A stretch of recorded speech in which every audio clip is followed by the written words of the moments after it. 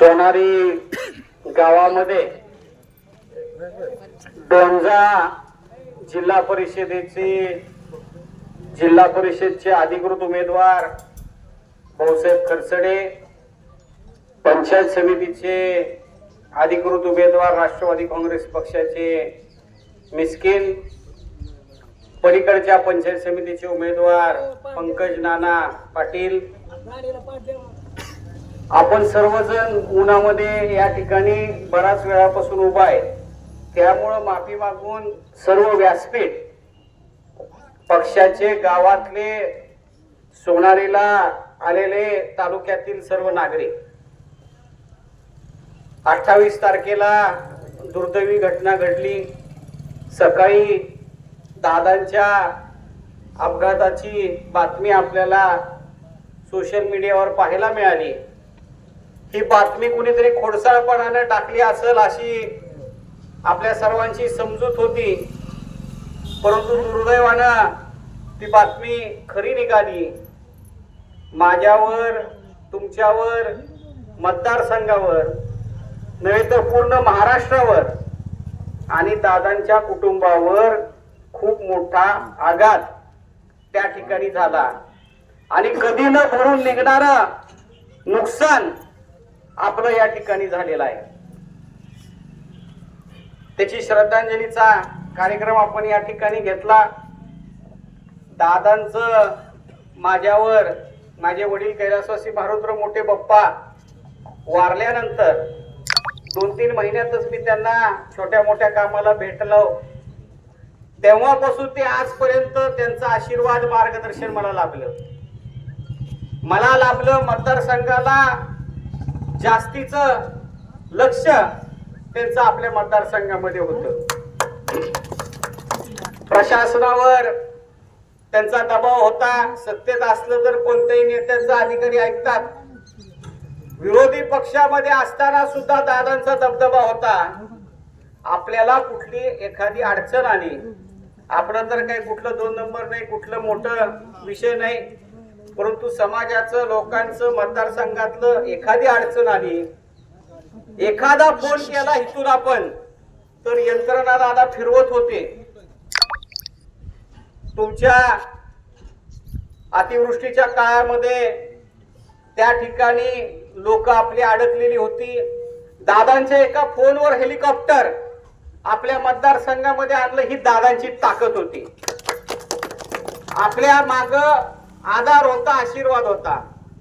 ही दुर्दैवी घटना घडल्यानंतर आता आपण कुणाला बोलायचं, कुणाकडे आपला प्रश्न न्यायचा, हा सगळ्यांनाच आपल्याला पडलेला प्रश्न आहे। परंतु दुसरीकडे दुर्दैव घटना घडली असली तरी दादांनी जो पक्ष मोठा केलाय त्या ठिकाणी त्याचे पक्षाचे कार्यकर्ते इलेक्शन मध्ये उभा आहेत। एरवी इलेक्शन नसतं तर महिनाभर आपला हा कार्यकर्ता घराच्या बाहेर निघाला नसता दुःखामुळं, परंतु आज एकीकडे इलेक्शन, एकीकडे दुर्दैवी घटना, आपण कुठलाही बँड, कुठलाही त्या ठिकाणी ढोलीबाजा नाही, कुठलाही त्या ठिकाणी फटाके नाहीत, त्या ठिकाणी कुठलाही प्रकारचा गाजावाजा न करता साध्या पद्धतीने प्रचार या ठिकाणी चालू केलेला आहे।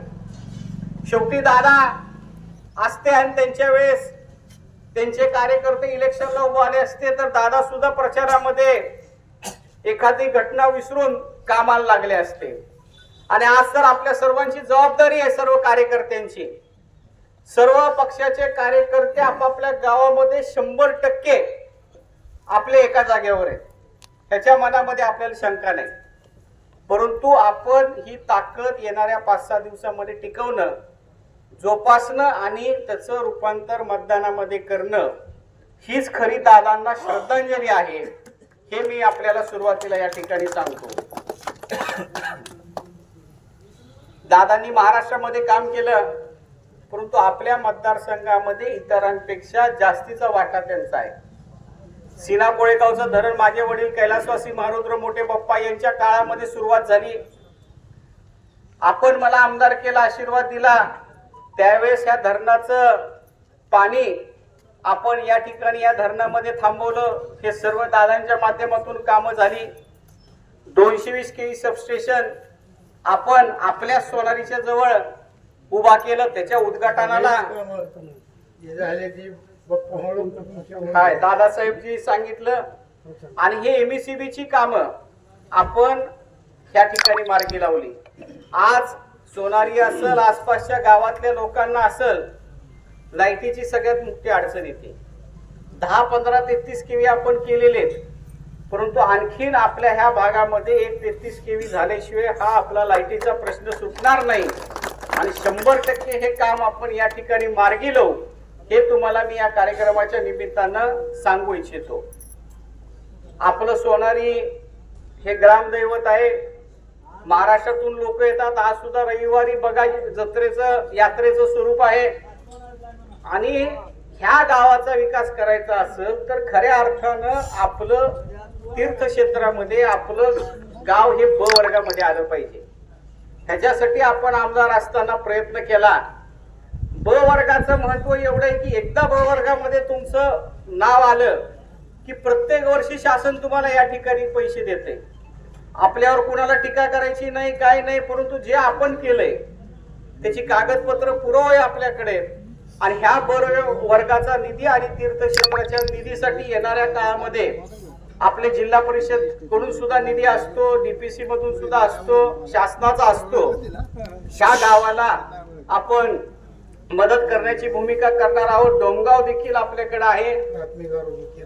प्राथमिक आरोग्य केंद्र मागच्या आपल्या काळामध्ये या ठिकाणी झालेलं आहे. जास्त विकासावर मी बोलत नाही, विरोधकावर मी बोलत नाही. आपलंच काम एवढं आहे की ते सांगत बसलं तर आपल्याला वेळ पुरणार नाही. आज दुःखद प्रसंग आहे, प्रसंग वेगळा आहे. लांबलचक बोलणं गरजेचं नाही. जिल्हा परिषद मेंबर आपले होतकुरू आहेत भाऊसाहेब खरसडे, त्यांना जिल्हा परिषदच्या कामाचा अनुभव आहे. निधी कसा आणायचा त्यांना माहिती आहे. बापूंना देखील पंचायत समिती ह्याचा अनुभव आहे. पंकज पाटील यांना एमईसीबीचा एवढा दांडगा अनुभव आहे की कोणतंही काम पलीकडच्या गटामध्ये काम करणारी माणसं आहेत आणि ह्यांना भेटण्यासाठी तुम्हाला कसली अडचण येणार नाही असे तरुण आणि लोकांच्या कामाला येणारे नेते आहेत. आणि ह्या सर्वांच्या मागे दादासाहेबांचा आपल्याला आशीर्वाद आहे. नेटके तात्या बरोबर आहेत आपल्या, अशोक बाबा आपल्या बरोबर आहेत, अनेक ज्येष्ठ मंडळी आपल्या बरोबर आहे. आपली टीम आहे तिथंच आहे. आणि आपली टीम एका जागेवर असल्यावर आजच्या ह्या राजकीय परिस्थितीमध्ये काय चित्र निकालामध्ये येणार आहे निवडणुकीमध्ये हे वेगळं आपल्याला या ठिकाणी सांगायची गरज नाही. फक्त चिकाटीनं आपण आपलं या ठिकाणी काम करावं. येणाऱ्या 7 तारखेला घड्याळ हो बटन दाबून आपण मतदान करावे विनंती करतो. आणि तात्यांनी सांगितलं की लाईटीचा प्रश्न ह्या गावचा अतिशय गंभीर झालेला आहे, परिसराचाच. त्याचं देखील 100% तात्या आपण हे लाईटीचा प्रश्न सोडू. परंतु हे टेम्पररी झालं. आपल्याला कायमस्वरूपी नवीन 33 केव्ही हितं देऊन कायमस्वरूपी आपला हा प्रश्न या ठिकाणी सोडू. एवढंच या कार्यक्रमाच्या निमित्तानं बोलतो आणि माझे 2 शब्द संपवतो. धन्यवाद.